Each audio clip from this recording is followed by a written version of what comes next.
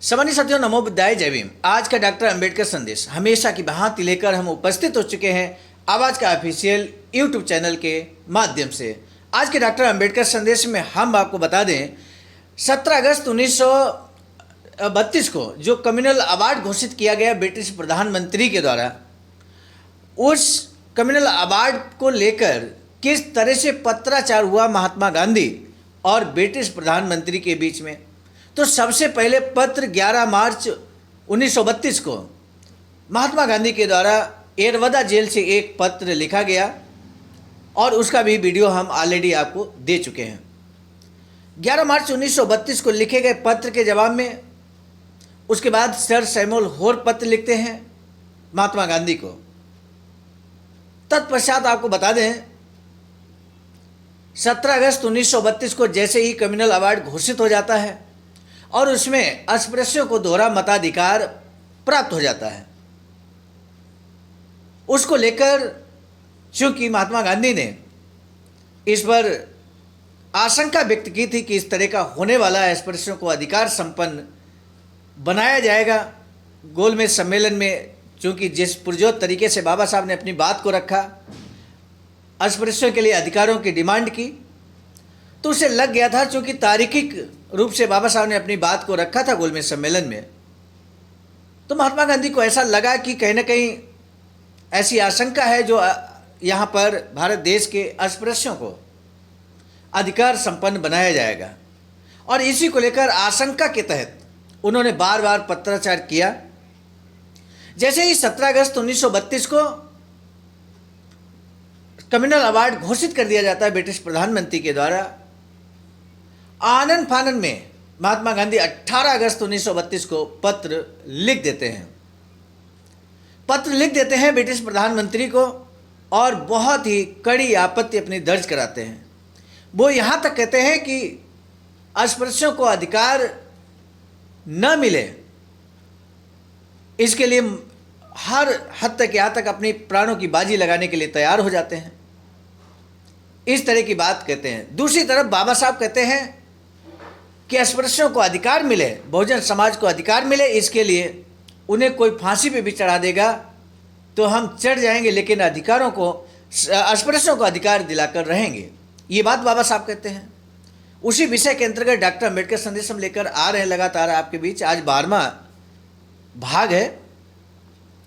इसके बाद महात्मा गांधी के पत्र जो 17 अगस्त 1932 को उन्होंने लिखा, 18 अगस्त 1932 को लिखा, 17 अगस्त 1932 कम्युनल अवार्ड के घोषित होने के तुरंत बाद अगले ही दिन, और वो पत्र पहुंचते ही ब्रिटिश प्रधानमंत्री जवाब लिखते हैं महात्मा गांधी के पत्र का।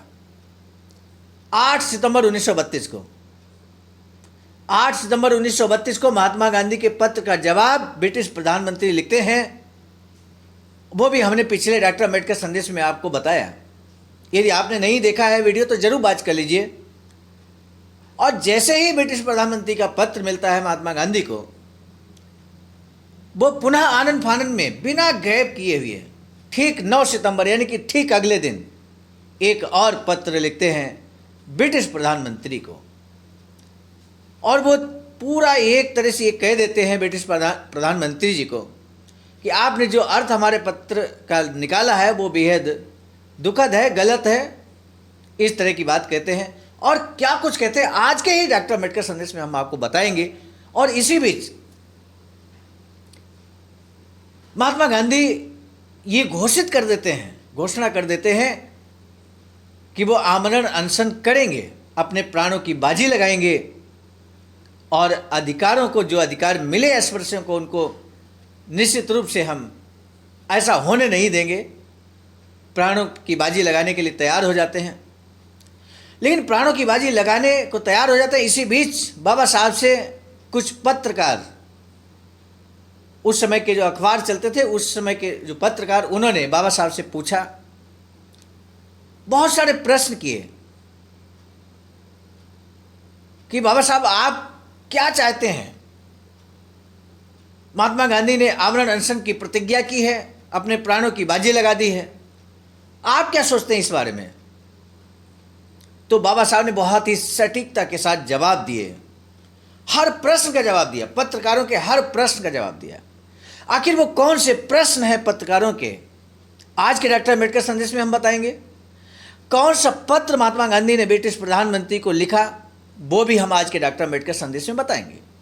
यदि आपको दिलचस्पी है ये जानने में कि महात्मा गांधी ने क्या पत्र लिखा और बाबा साहब से कौन से प्रश्न पूछे गए, बाबा साहब ने क्या जवाब दिया, तो आपको आज का डॉक्टर अम्बेडकर संदेश अंत तक जरूर बात करना चाहिए। ये हमारा आपसे निवेदन भी है।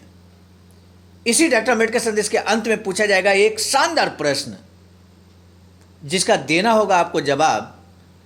जवाब देने वाले सम्मानित साथियों को जरूर आपके नियरेस्ट जब सेमिनार होगा आवाज का अर्थात अखिल भारतीय अनुसूचित जाति जनजाति कर्मचारी कल्याण एसोसिएशन का, तो आपको सम्मानित भी किया जाएगा डॉक्टर अंबेडकर संदेश ऑडियंस अवार्ड से। इसलिए प्रश्न का उत्तर जरूर दीजिएगा।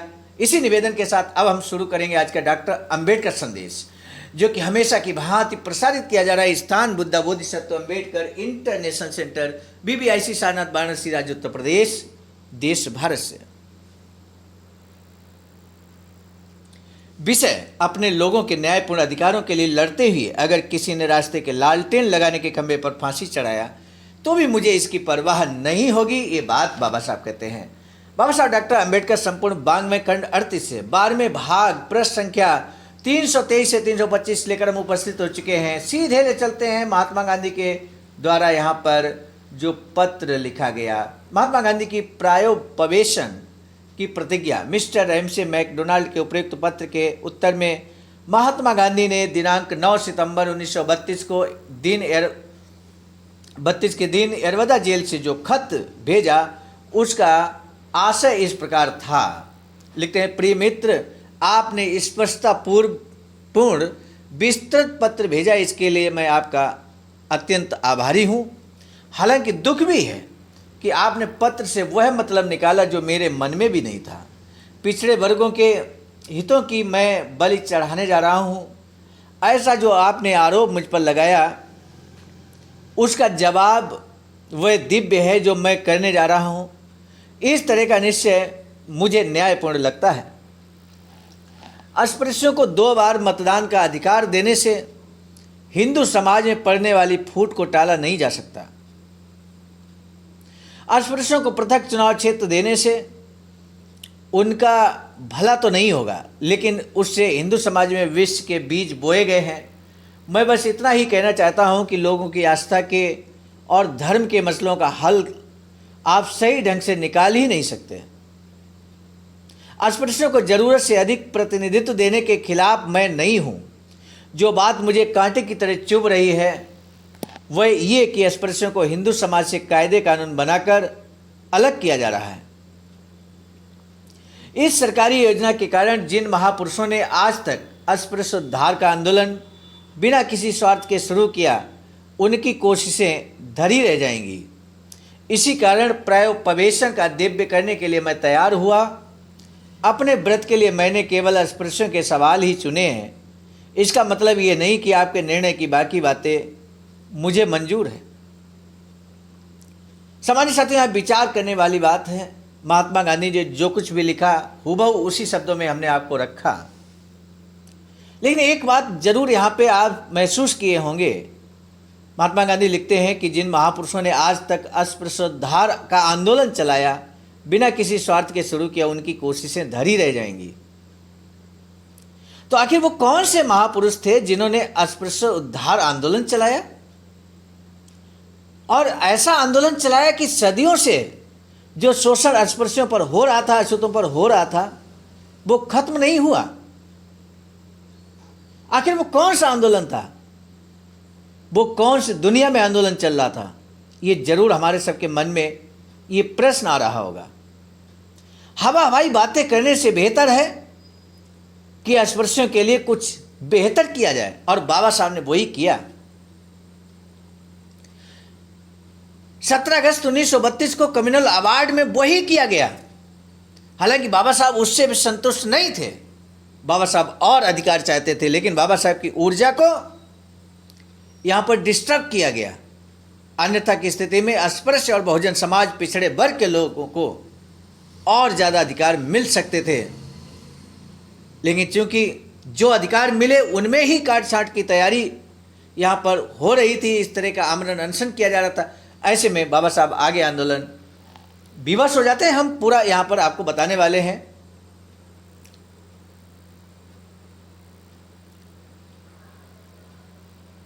इस तरह से यहाँ पर महात्मा गांधी ने जो पत्र लिखा और उसके बाद अपने हस्ताक्षर किए, वो यहाँ पर हम आपको दिखा पा रहे हैं। अखबारों के संवाददाताओं ने जब डॉक्टर अंबेडकर से पूछा कि गांधी जी ने आत्महत्या की प्रतिज्ञा की है, इसके बारे में आपको क्या लगता है, तब बाबा साहब ने क्या जवाब दिया, ये जानना बेहद जरूरी है। बहुत ही इंपॉर्टेंट यहां पर है ये जानना कि महात्मा गांधी जब आमरण अनशन की घोषणा कर देते हैं तो ऐसे में कितना यहां सुंदर क्वेश्चन है। इस संबंध में बाबा साहब को क्या लगता है। बाबा साहब ने कहा, मिस्टर गांधी जी ने अन्न त्याग कर मैं आत्महत्या करूंगा कहकर जो धमकी दी है वो कोई सीधा साधा या ईमानदार युद्ध नहीं है, वो राजनीति की पैंतरेबाजी है, पैंतरेबाजी। ये बात बाबा साहब कहते हैं। हमें समझना पड़ेगा इस बात को, क्योंकि बाबा साहब ने पैरेलल जीवन को जिया है, अस्पृश्यों के उद्धार के लिए सार्थक कदम उठाए हैं और उन सार्थक कदमों को रोकने का प्रयास राजनीति की पैंतरेबाजी है। ये बात बाबा साहब कहते हैं। अपने प्रतिस्पर्धियों को मनवाने का ये सीधा मार्ग या ईमानदार कोशिश नहीं है। इसलिए मिस्टर गांधी जी के इस डराने धमकाने वाले बयान का मेरे लिए कोई महत्व नहीं, नजरअंदाज कर दिया बाबा साहब ने। इसलिए उनकी इस घोषणा से मेरा मत उनके अनुकूल भी नहीं बन सकता। मेरा निर्णय पक्का है, हिंदुओं के स्वार्थ के लिए अपने प्राणों की बाजी लगाकर अगर उन्हें अस्पृश्यों के खिलाफ संग्राम छेड़ना ही हो तो अस्पृश्य समाज को भी अपने अधिकारों की प्राप्ति के लिए तथा अपनी सुरक्षा के लिए अपने प्राणों की बलि देने के लिए तैयार होना पड़ेगा। बाबा साहब कहते हैं कि यदि वो अस्पृश्यों के अधिकार छीनने के लिए प्राणों की बाजी लगा सकते हैं तो हम अपने हक अधिकारों को प्राप्त करने के लिए भी प्राणों की बाजी लगा सकते हैं। गांधी जी अपनी बात साफ तौर पर कहें, ये पूछने पर कि मिस्टर गांधी जी के प्रण के बारे में आप क्या कुछ भी नहीं करेंगे। डॉक्टर अंबेडकर ने कहा कि मिस्टर गांधी जी ने जो पत्राचार प्रसिद्ध किया है, वायरल किया है, उसे किस बात के लिए उन्होंने अपने प्राणों को दांव पर लगाया है, इसका खुलासा नहीं होता। आखिर किस बात के लिए प्राणों को दांव पर लगा रहे हैं, बिल्कुल खुलासा नहीं होता। अंधेरे में रखा गया समाज को। अस्पृश्यों से भी किस बात की अपेक्षा कर रहे हैं, हिंदुओं की तरफ से अस्पृश्यों को कौन से अधिकार देने के लिए वे तैयार हैं, तथा उनके इस तरह सुलह के लिए क्या हिंदू समाज तैयार है जिसके लिए उन्होंने अपने प्राणों को दांव पर लगाया है। इस बारे में साफ साफ और भरोसे लायक खुलासा जब तक नहीं होता तब तक मैं इस मामले में निश्चित रूप से कुछ नहीं कह पाऊंगा। 15 सितंबर 1932 को मिस्टर गांधी जी ने मुंबई सरकार को खत लिखकर अपने आमरण अनशन की भूमिका स्पष्ट की। 21 सितंबर 1932 को वह खत अखबारों में प्रकाशित करने के लिए दिया गया। इस खत में मिस्टर गांधी जी ने स्पष्ट किया कि मेरा अनशन अस्पृश्यों के राजनीतिक हकों के लिए ही है। वाह क्या बात है, दोहरा मताधिकार मिला उसको छीनने की बात कर रहे हैं और दूसरी तरफ कह रहे हैं कि मेरा अनशन अस्पृश्यों के राजनीतिक हकों के लिए ही है तथा अस्पृश्यों के जीने मरने का सवाल पूर्ण रूप से धार्मिक होने के नाते मैंने इस प्रश्न पर अपना ध्यान केंद्रित किया है। जबकि बाबा साहब ने पहले प्रथम गोलमेज सम्मेलन में कह दिया कि हम जो अधिकारों की मांग कर रहे हैं, अस्पृश्यों की जो समस्या को आपके समक्ष रख रहे हैं ब्रिटिश प्रधानमंत्री जी, उसको राजनीतिक चश्मे से देखा जाना चाहिए, राजनीतिक दायरे में उसको लिया जाना चाहिए और उसका राजनीतिक हल होना चाहिए। ब्रिटिश प्रधानमंत्री ने राजनीतिक हल दिया भी मेरे साथियों, लेकिन यहां पर धार्मिक मामला बताने की कोशिश और इस समस्या का हल पाना मेरा परम कर्तव्य है, इसलिए अनशन कर रहा हूं। पवित्र कर्म होने के नाते मैं ये अनशन कर रहा हूं। इंग्लिश में लिखते हैं, माई fast has a Nehru application, the depressed classes question being predominantly religious matter, I regard it as especially my region of lifelong concentration on it. It is a sacred personal trust which I may not shrink to. अर्थ है इसका, मेरे उपवास का एक संकीर्ण अनुप्रयोग है। दलित वर्गों का प्रश्न मुख्य रूप से धार्मिक मामला होने के कारण मैं इस पर आजीवन ध्यान केंद्रित करने के कारण इसे विशेष रूप से अपना मानता हूं। यह एक पवित्र व्यक्तिगत विश्वास है जिससे मैं इनकार नहीं कर सकता। मिस्टर गांधी जी के आमरण अनशन के खिलाफ अपनी भूमिका को स्पष्ट करने वाला परिपत्र डॉक्टर बाबा साहब अम्बेडकर ने प्रकाशित किया। यानी कि जब महात्मा गांधी ने आमरण अनशन के लिए एक पत्र प्रकाशित किया, मुंबई सरकार को लिखित में दिया और उसको प्रकाशित करवाया अखबार में, तो बाबा साहब कहाँ पीछे थे इस मामले में। बाबा साहब ने इस आमरण अनशन के खिलाफ अपनी भूमिका को स्पष्ट करते हुए एक पत्र प्रकाशित किया। उस पत्र में क्या कुछ है हम आपको अगले डॉक्टर अम्बेडकर संदेश में जरूर बताएंगे। आज का डॉक्टर अम्बेडकर संदेश हम यही समाप्त करते हैं। प्रश्न ये है, बहुत ध्यान से सुनिएगा, मिस्टर गांधी ने हिंदुओं के स्वार्थ के लिए अपने प्राणों की बाजी लगाकर अगर उन्हें अस्पृश्यों के खिलाफ संग्राम छेड़ना ही हो, ये बात बाबा साहब कहते हैं कि अगर मिस्टर गांधी हिंदुओं के स्वार्थ के लिए अपने प्राणों की बाजी लगाकर अगर अस्पृश्यों के खिलाफ संग्राम छेड़ना ही चाहते हैं, तो प्रश्न ये है कि अस्पृश्य समाज को क्या करना चाहिए। ये बात बाबा साहब ने कही है। जब संवाददाताओं ने, अखबारों के संवाददाताओं ने, पत्रकारों ने प्रश्न पूछा, तो वहां पर ये बात बाबा साहब कहते हैं कि अस्पृश्य समाज को क्या करना चाहिए। तो आपको बस 2 लाइन में इसका आंसर लिखना है कि ऐसे में अस्पृश्य समाज का क्या दायित्व बनता है, क्या कर्तव्य बनता है, उसको किस चीज़ के लिए तैयार रहना चाहिए। वो 2 लाइनें उत्तर में आपको आवाज़ का ऑफिशियल यूट्यूब चैनल पर आंसर को लिखना है। सम्मानित साथियों, आपके आंसर को पाकर हम बहुत ही गौरवान्वित महसूस करते हैं, इसलिए कि डॉक्टर अंबेडकर संदेश जब आप पूरा समझते हैं, पढ़ते हैं, तो निश्चित रूप से आप बाबा साहब के सच्चे अनुयायी हैं, इसमें किसी तरह का संदेह नहीं है। क्योंकि आप बाबा साहब को जानना चाहते हैं, बाबा साहब के संघर्ष को जानना चाहते हैं, बाबा साहब के जीवन संघर्ष को जानने के लिए आप लालायित हैं, उत्सुक हैं, और आप सार्थक प्रयास भी कर रहे हैं। इसलिए गौरवान्वित होने का जो अवसर आप हमें अपने उत्तर के माध्यम से दे रहे हैं, इसके लिए हम आपका तहे दिल से साधुवाद व्यक्त करते हैं। आज का डॉक्टर अम्बेडकर संदेश समाप्त करने से पहले हम आपको बता दें, बाबा साहब की एक अधूरी इच्छा थी वैचारिकी सेंटर बनाने की, और ऐसा ही एक वैचारिकी सेंटर जो सामने प्रतिकृति आप देख रहे हैं, वो अखिल भारतीय अनुसूचित जाति जनजाति कर्मचारी कल्याण एसोसिएशन ने ये बाबा साहब की अधूरी इच्छा को पूरा करने का बीड़ा अपने कंधों पर उठाया, और इस तरह से निर्माणाधीन है doctor Ambedkar Buddha Bodhisattva Ambedkar international centre निर्माणाधीन है सारनाथ वाराणसी राज्य उत्तर प्रदेश में। और इस हेतु यदि आप भी अपना अमूल्य योगदान करना चाहते हैं तो आपका भी हार्दिक स्वागत है। अकाउंट नंबर IFC कोड बहुजन बोधि समाज संघर्ष समिति के नाम से यहाँ पर कर सकते हैं। बहुजन बोधि समाज संघर्ष समिति आवाज का की ही अनुषांगिक संगठन है, और इसी के माध्यम से ये वैचारिकी सेंटर बनाने का कार्य प्रगति पर है। सम्मानित साथियों, आज का डॉक्टर अम्बेडकर संदेश हम लेकर आए थे मिशन नायक बुद्ध मित्र मुसाफिर सर, राष्ट्रीय महासचिव आवाज का नई दिल्ली की प्रेरणा में, और साथ ही साथ संकलनकर्ता के रूप में परम आदरणीय विजय कुमार बौद्ध जी, प्रांतीय कोषाध्यक्ष आवाज का बिहार। प्रस्तुतकर्ता के रूप में आज के डॉक्टर अम्बेडकर संदेश को लेकर हम उपस्थित हुए थे सर्वजित आर्य, राष्ट्रीय कोषाध्यक्ष आवाज का नई दिल्ली। पुनः मिलेंगे नए डॉक्टर अम्बेडकर संदेश में, तब तक दीजिए इजाजत। आप सभी को सादर नमो बुद्धाय, जय भीम।